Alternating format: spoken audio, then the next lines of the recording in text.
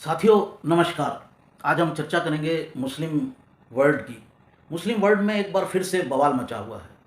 बवाल किस चीज़ को लेकर है? हिजाब को। और जब हम हिजाब की बात करते हैं तो आपके दिमाग में फिर वही कर्नाटक की घटना आ रही होगी और सुप्रीम कोर्ट में जो मामला चल रहा है वो आ रहा होगा कि भारत का ही मामला होगा। नहीं जनाब, ये मामला है ईरान का। अब ईरान की महिलाएं जो हैं वो हिजाब पहनने को तैयार नहीं हैं।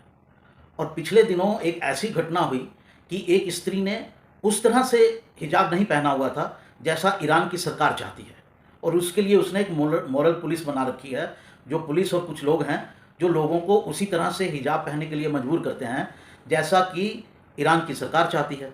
अब उस महिला ने, काफ़ी लंबे समय से ईरान में प्रोटेस्ट चल रहा है हिजाब को लेकर, अब उस महिला ने इससे इनकार कर दिया तो उसके साथ मार पिटाई हो गई। मार पिटाई हो गई तो वो कोमा में चली गई और उसकी डेथ हो गई 2 दिन पहले। उसके बाद ईरान में बवाल मचा हुआ है, खासा बवाल मचा हुआ है। उसकी डेथ के बाद महिलाएं उत्तेजित हो रही हैं, अपने बाल काट कर प्रोटेस्ट शो कर रही हैं, हिजाब फेंक कर प्रोटेस्ट शो कर रही हैं।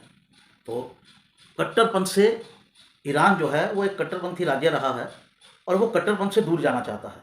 वहाँ की महिलाएं कट्टरपंथ से दूर जाना चाहती हैं, वो ये बंदिश मानने को तैयार नहीं है हिजाब की। अब आ जाइए हिंदुस्तान। हिंदुस्तान में क्या हुआ कि एक ड्रेस कोड है, उस ड्रेस कोड के तहत आप स्कूल में जाइए तो मुस्लिम लड़कियों ने कहना शुरू कर दिया, नहीं हम तो हिजाब पहन कर जाएंगे। तो स्कूल वालों ने कहा नहीं, हिजाब ड्रेस के तहत नहीं आता है। तो अब ये जो महिलाएं हैं, जो स्टूडेंट हैं इंडिया की, उन पर कहा जाता है कि वो पीएफआई से जो है वो प्रेरित हैं। पीएफआई मुसलमानों का एक संगठन है जो हिंदुस्तान में मुस्लिम्स को इकट्ठा करके और यहाँ इस्लामी राज्य स्थापित करने का ख्वाब देख रहा है। तो अब आप देखिए, एक तरफ हिंदुस्तान की लड़कियां हैं जिनको हिजाब से मुक्ति है, लेकिन वो कट्टरपंथ की तरफ जाना चाहती हैं, हिजाब पहनना चाहती हैं, और यहाँ के पुरुष उनको हिजाब पहनवाना चाहते हैं और इसके लिए सुप्रीम कोर्ट तक में लड़ाई हो रही है। और दूसरी तरफ ईरान की महिलाएं हैं जो हिजाब पहनने को तैयार नहीं। तो ये बड़ा कॉन्ट्राडिक्शन है एक इस्लामिक जगत के अंदर, और दुनिया को इसको किसी ना किसी समय रिजॉल्व करना ही होगा।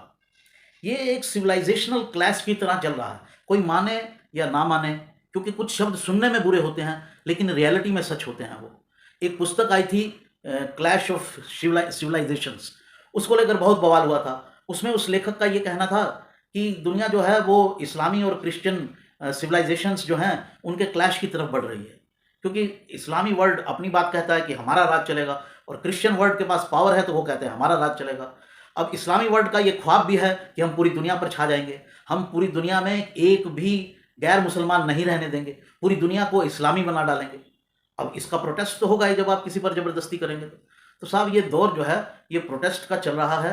एक तरफ वो समाज है जो कट्टरपंथ से निकलना चाहता है, वो महिलाएं हैं, और एक तरफ हिंदुस्तान की महिलाएं हैं जो कट्टरपंथ की तरफ जाना चाहती हैं।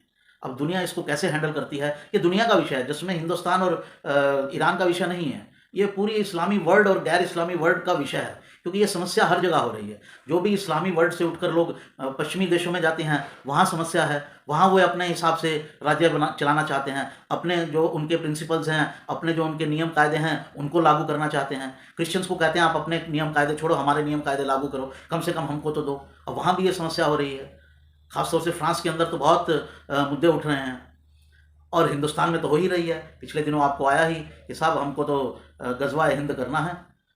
तो साहब सब जगह ये प्रॉब्लम हो रही है। अब इसका निदान कैसे, इसका सोल्यूशन निकले, ये एक बड़ी समस्या है समाज की, क्योंकि इस अतिवादी रुख से, इस्लामी जगत के इस अतिवादी रुख के कारण जो है दूसरे समाजों को भी अपनी कल्चरल वैल्यूज़ छोड़कर थोड़ा थोड़ा कट्टर बनना पड़ रहा है ताकि इसका सामना किया जा सके। ये एक बहुत बड़ी समस्या है, एक विचार का विषय है, और इस पर पूरी दुनिया में यूएन में विचार होना ही चाहिए। जो वो अच्छी तरह से नहीं कर रहे हैं वो उन्होंने भी छोड़ दिया है कि इस्लामी वर्ल्ड को कि आप जैसे जीना चाहते हो जियो। ये इसका सोल्यूशन नहीं है, इसका जो असर है वो पूरे वर्ल्ड पर पड़ता है, और इसका जो है हल निकालना ही होगा, और यूएन ही एक ऐसी संस्था हो सकती है। अब यूएन हल नहीं निकालता तो चाइना अपने तरीके से निकाल रहा है। चाइना ने उनको बैन कर दिया है, हिजाब बैन, दाढ़ी बैन, कपड़े बैन, आप कुरान अपने तरीके से नहीं पढ़ सकते, और फिर वो जोर डंडा चल रहा है वहाँ पर, लेकिन उसके खिलाफ कुछ बोलने की किसी इस्लामी दुनिया के देश की हिम्मत नहीं होती है, यानी उनके पास ताकत है। तो साहब हिंदुस्तानियों को भी सोचना पड़ेगा कि हम भी ऐसी ताकत पैदा करें अगर प्यार से बात नहीं बनती है तो कुछ ना कुछ तो साहब हमारे मुस्लिम भाइयों को, बहनों को, मुस्लिम स्कॉलर्स को इसमें सोचना चाहिए। एक मानवीय, एक ह्यूमन एटीट्यूड, ह्यूमन वैल्यूज़ के ऊपर अपने धर्म को भी खड़ा करें, खुद भी जिएँ आराम से और दूसरों को भी जीने दें। और पॉपुलेशन बढ़ाकर उस कंट्री का जो डेमोग्राफी है उसको चेंज करने की कोशिश ना करें। अगर वो ऐसा करेंगे तो निश्चित रूप से रिएक्शन होगा और बवाल मचेगा। नमस्कार साथियों, आप मेरे इस वीडियो को लाइक करें, शेयर करें, मेरे चैनल को सब्सक्राइब करें। आपको मालूम ही है कि इन सब समस्याओं के ऊपर मैं विशेष रूप से इंटरेस्ट लेता हूं और विशेष रूप से मेरा फोकस जो है इन्हीं चैनल पर इन्हीं विषयों पर रहता है जो हमारे देश और हमारी संस्कृति को प्रभावित करते हैं या प्रभावित कर सकते हैं। मैं अपने साथियों को, हिंदू भाइयों और बहनों को सचेत करने की कोशिश करता रहता हूं। मेरे यूट्यूब चैनल को प्लीज़ सब्सक्राइब करें, क्योंकि उसी से ही हमारी ये बात आगे बढ़ पाएगी और पूरे हिंदू समाज में फैल पाएगी और हमारे मुस्लिम भाई और बहन जो हैं वो भी इसे समझने का प्रयास करेंगे कि हमारे कंसर्न क्या है। नमस्कार।